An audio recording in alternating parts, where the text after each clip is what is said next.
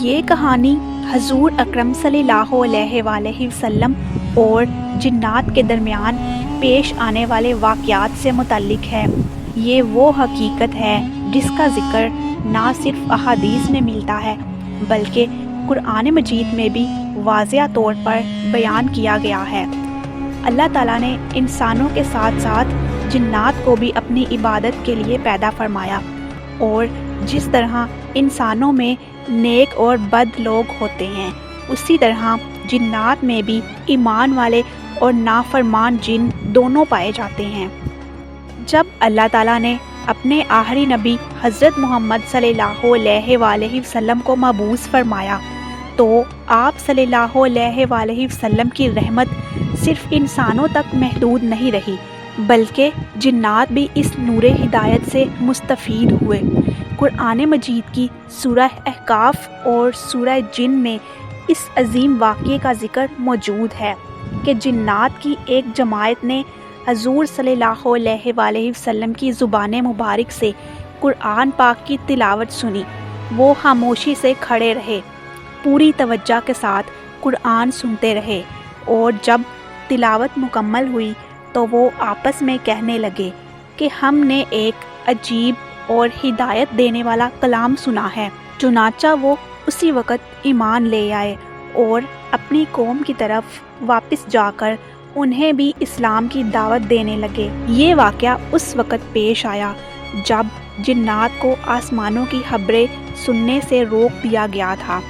پہلے وہ آسمانوں کے قریب جا کر کچھ خبریں سن لیا کرتے تھے، لیکن جب حضور صلی اللہ علیہ وآلہ وسلم کی بعثت ہوئی تو اللہ تعالیٰ نے ان کے لیے آسمان کے راستے بند کر دیے، چنانچہ وہ زمین کے مختلف حصوں میں پھیل گئے تاکہ اس راز کو جان سکیں۔ انہی میں سے ایک جماعت حجاز کے علاقے میں پہنچی جہاں حضور صلی اللہ علیہ وآلہ وسلم مقام نخلا پر فجر کی نماز ادا کر رہے تھے اور قرآن مجید کی تلاوت فرما رہے تھے۔ جیسے ہی ان جنات نے قرآن سنا ان کے دل بدل گئے، انہوں نے فوراً اسلام قبول کر لیا اور سمجھ گئے کہ یہی وہ سبب ہے جس کی وجہ سے آسمان کے راستے بند کیے گئے ہیں۔ جنات کے حضور صلی اللہ علیہ وآلہ وسلم سے تعلق کے کئی واقعات ملتے ہیں۔ بعض اوقات وہ اپنے مسائل کے حل کے لیے بھی آپ صلی اللہ علیہ وآلہ وسلم کی بارگاہ میں حاضر ہوتے تھے۔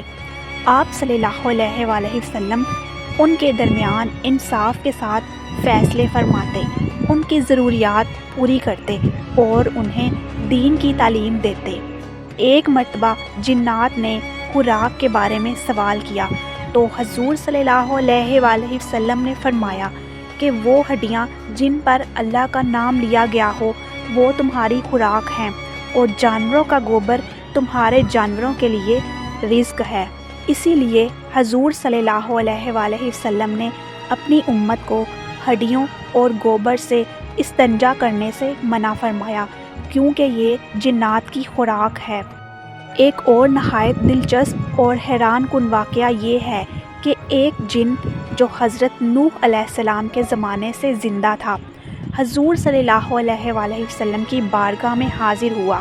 اس نے کئی انبیاء کرام علیہ السلام کی زیارت کی تھی اور حضرت عیسیٰ علیہ السلام کا سلام بھی حضور صلی اللہ علیہ وآلہ وسلم تک پہنچایا۔ اس جن نے قرآن سیکھنے کی خواہش ظاہر کی تو حضور صلی اللہ علیہ وآلہ وسلم نے اسے چند صورتیں سکھائیں اور اسے مزید سیکھنے کے لیے آتے رہنے کی ہدایت فرمائی۔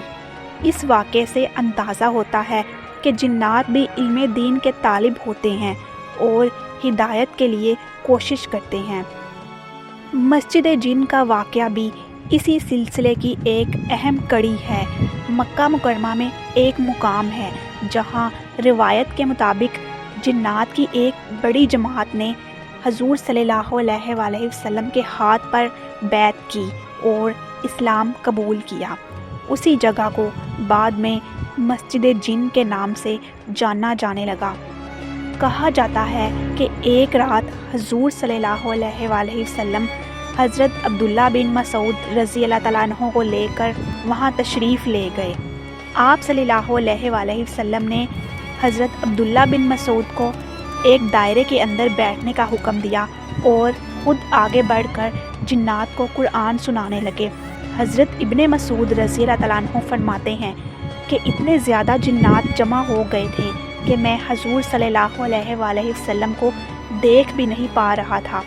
آپ صلی اللہ علیہ وآلہ وسلم پوری رات ان سے گفتگو فرماتے رہے اور انہیں دین کی تعلیم دیتے رہے۔ ان تمام واقعات سے ہمیں یہ سبق ملتا ہے کہ اسلام صرف انسانوں کے لیے نہیں بلکہ جنات کے لیے بھی ہدایت کا ذریعہ ہے۔